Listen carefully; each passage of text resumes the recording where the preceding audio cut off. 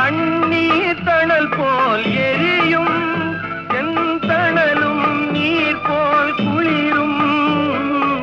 தண்ணீர் தணல் போல் எரியும் செந்தணலும் நீர் போல் குளிரும்.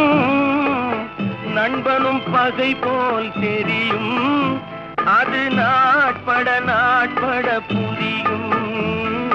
நாட்பட நாட்பட புரியும்.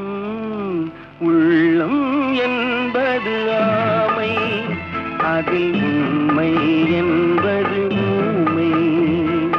சொல்லில் வருவது பாதி நெஞ்சில் தூங்கி கிடப்பது நீதி.